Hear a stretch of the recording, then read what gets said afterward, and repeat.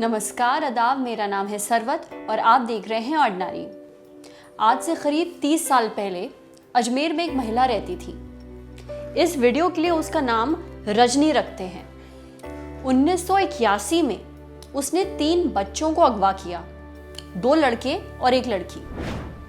अगवा करने के बाद उसने बच्चों को एक कुएं में फेंक दिया।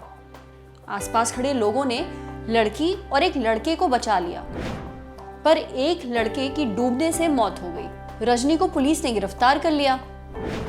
लगभग 30 साल ये केस चला। 1 अगस्त को राजस्थान हाईकोर्ट ने एक फैसला सुनाया, रजनी को बरी कर दिया। क्यों? क्योंकि रजनी के वकील ने दलील ही कुछ ऐसी दी थी।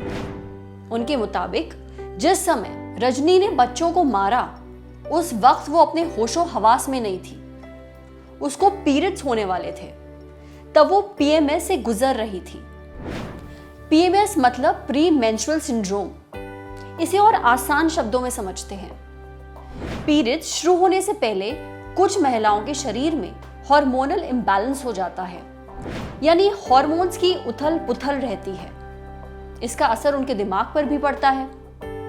इस वजह से पीरियड से कुछ दिन पहले ही उनका मूड खराब रहता है। उन्हें गुस्सा आता है, चिड़चिड़ाहट होती है, रोना भी आता है। कई लोगों को लगता है कि पीएमएस नाम की कोई चीज नहीं होती, ये सब औरतों के दिमाग की उपज है, पर सच ये नहीं है। राजस्थान हाई कोर्ट ने तो इस दलील के बिना पर रजनी को रिहा तक कर दिया। तो क्या वाकई पीएमएस औरतों पर इतना असर करता है कि वो किसी की जान ले लें? ये जानने के लिए हमने एक साइकियाट्रिस्ट डॉक्टर भावना बर्मी से बात की। वो एस्कॉट्स हॉस्पिटल दिल्ली में काम करती हैं। साथ ही हमने हाई कोर्ट और सुप्रीम कोर्ट के वकील प्रज्ञा सिंह से भी बात की। इन दोनों से हमने ये समझने की कोशिश की कि कोर्ट ने क्या देखकर ये फैसला लिया। सबसे पहले तो आते हैं कानून पर। प्रज्ञा बताती है कि दिमागी हालत ठीक ना होने पर कई लोगों को कोर्ट बरी कर देता है, चाहे जो भी अपराध हो। दिक्कत की बात यह है कि भारत में और बाहर भी ऐसे बहुत कम केसेस हैं। तो इस केस में महिला के पक्ष में जो चीजें गई वो हैं, पहली, डॉक्टर की माने तो पीएमएस वाकई एक हेल्थ इशू है और कुछ औरतों को ये काफी सीरियस तरीके से नुकसान पहुंचाता है। उनके सिम्टम्स काफी खराब मूड तक सीमित नहीं रहते। इस दौरान उनकी दिमागी हालत इतनी खराब हो जाती है कि उनका खुद पर ही बस नहीं रहता। इस केस में ये जानना जरूरी था कि क्या ऐसा इस महिला के साथ पहले भी हुआ है। जवाब था हाँ। 3 अलग अलग डॉक्टरों ने पहले भी इस महिला का इलाज किया है। उन्होंने कोर्ट में गवाही भी दी। उनके मुताबिक रजनी की पीएमएस के दौरान वाकई बुरी हालत हो जाती थी। जब कोर्ट को यकीन हो गया कि रजनी पहले भी पीएमएस के दौरान अपनी दिमागी संतुलन खो देती थी, तो उसने उसके हक में फैसला सुनाया। दूसरी चीज जो रजनी के हक में गई वो है औरत की ममता।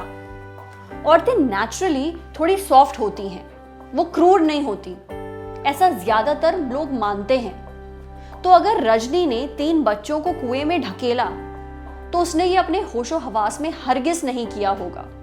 वो एक औरत है और औरत बच्चों के साथ ऐसा नहीं कर सकती।